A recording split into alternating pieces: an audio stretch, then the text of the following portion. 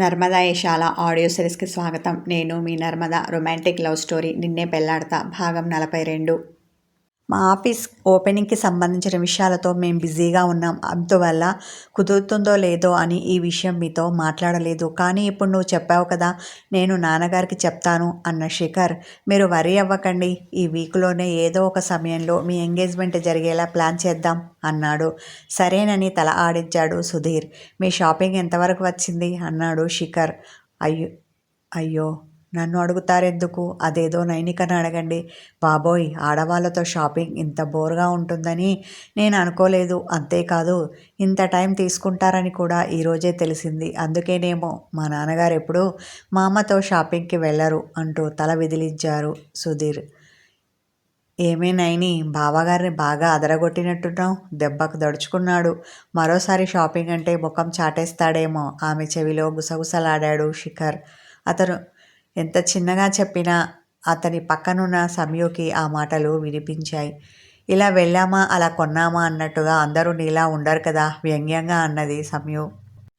అవును మరి, ఆ టాలెంట్ అందరికీ ఉండదు. ఏ విషయంలోనైనా మా అన్నయ్య జం తెలుసా, గొప్పగా చెప్పింది నైనిక.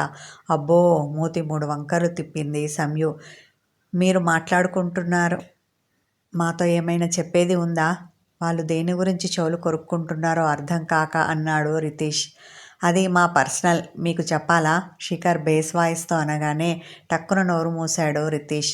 ఏమండి, మనం వెళ్దాం, చిన్నగా నసిగింది లాస్య. అలా ఎలా వెళ్తారు? ఇప్పుడు మీ బర్త్డే సెలబ్రేట్ చేయాలి కదా అన్నాడు శిఖర్. అయ్యో అన్నయ్య, అలాంటిదేమీ వద్దు. ఇప్పటికే ఆలస్యమైంది, ఇక మేము వెళ్తాం. మీరేదో పని మీద వచ్చినట్టున్నారు, మీ పనులు మీరు చూసుకోండి. వెళ్ళడానికి సిద్ధపడింది లాస్య. ఎప్పుడు ఆర్డర్ పెట్టాడో ఏమో కానీ ఇంతలో కేక్ వచ్చింది. ఆ కేక్ తెచ్చిన అతడు అక్కడే ఉన్న టేబుల్ మీద పెట్టి ఉన్నంతలో అందంగా డెకరేషన్ చేసి వెళ్ళాడు.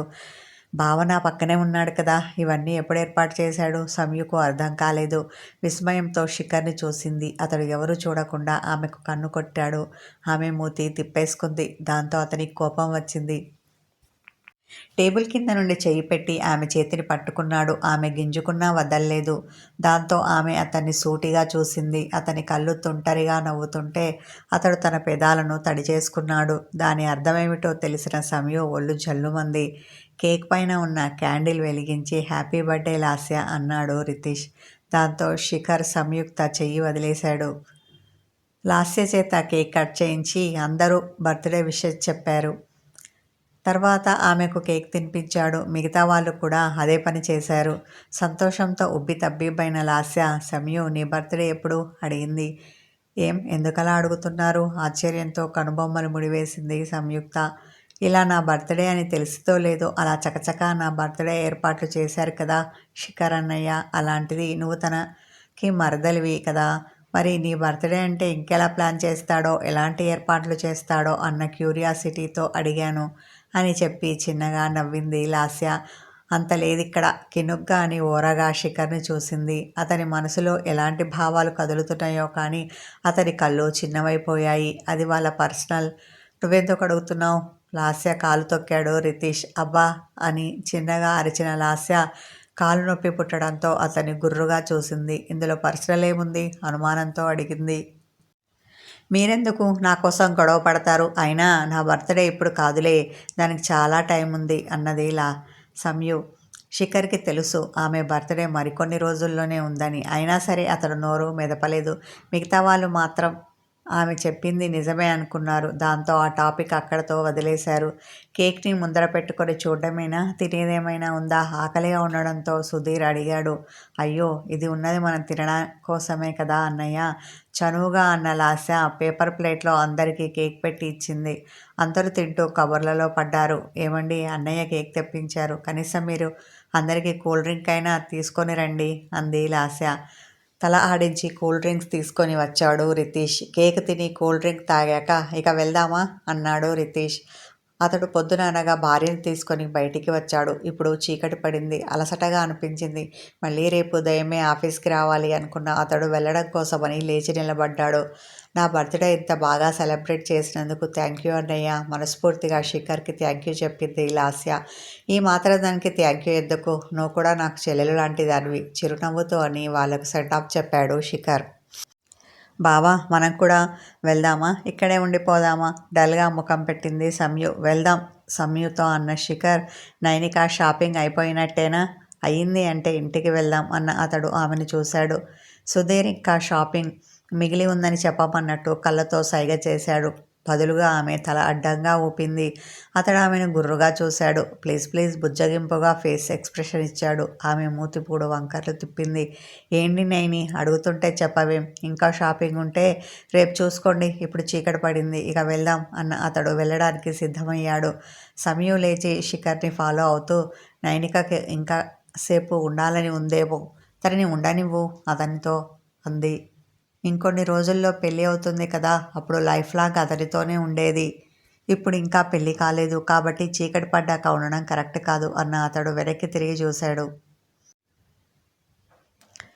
నైనిక సుధీర్ మాట్లాడుకుంటూ వస్తున్నారు. జంట బాగుంది అనుకోకుండా ఉండలేకపోయాడు.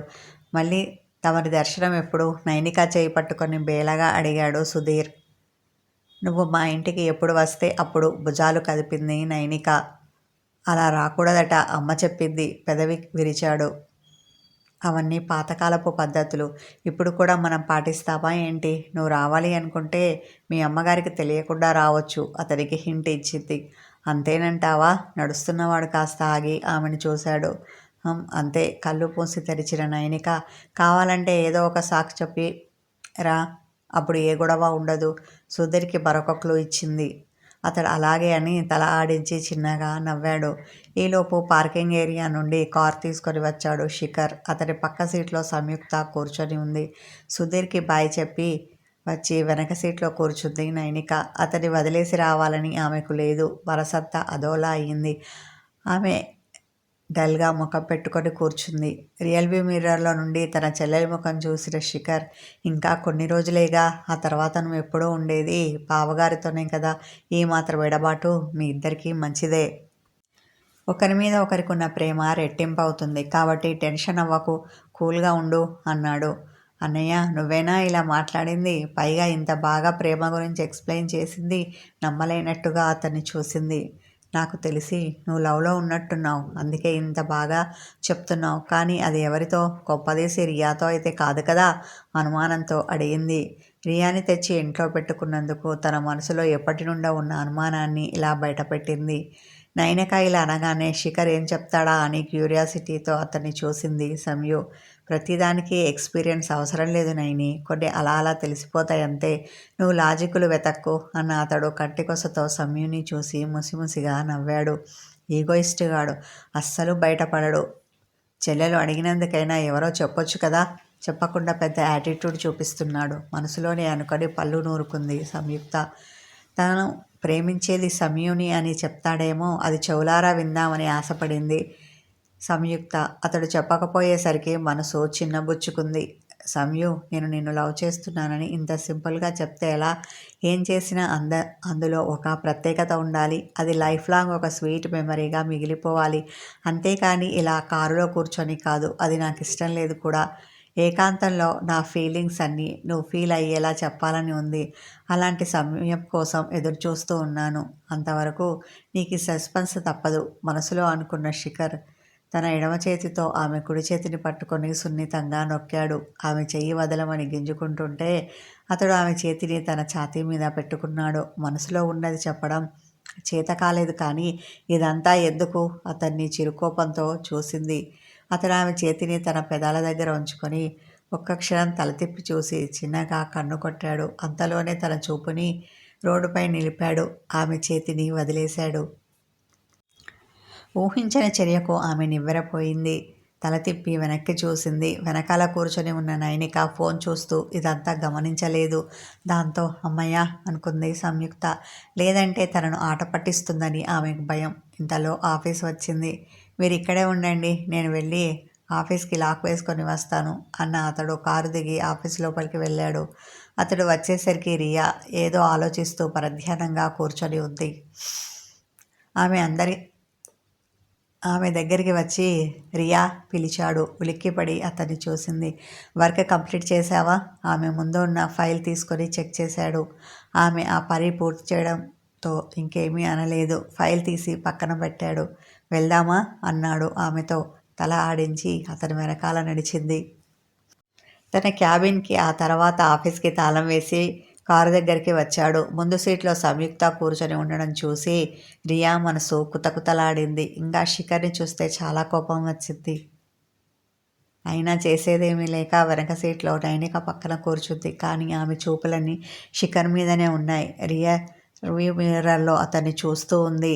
అది గమనించిన సంయు శిఖర్ భుజానికి తన తలను ఆనించింది. ఇలా చేసి రియా కడుపు మంటని మరింత పెంచింది. వాళ్ళిద్దరినీ అలా చూడలేక పోయిన రియా, ఎక్కడున్నావు? నిఖిల్కి మెసేజ్ పెట్టింది. ఇంటి దగ్గర ఉన్నాను. నిఖిల్ మెసేజ్ పెట్టగానే, ఏ ఇల్లు? వెంటనే మరో మెసేజ్ పెట్టింది రియా. సంయు వాళ్ళ ఇంటి దగ్గర ఉన్నాను. ఎందుకు అడుగుతున్నావు? నీతో కొంచెం పని ఉంది. నేను రాగానే మెసేజ్ పెడతాను. నా రూమ్కి వచ్చేయి అంది. ఓకే అని నిఖిల్ తబ్బ ఉన్న ఎమోజీ పెట్టాడు. ఫోన్ పక్కన పెట్టేసి సీటుకి ఆనుకొని కళ్ళు మూసుకుంది రియా.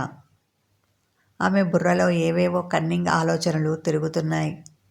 అలసిపోయిందేమో. సంయు శిఖర్ భుజం మీద నిద్రపోయిద్ది.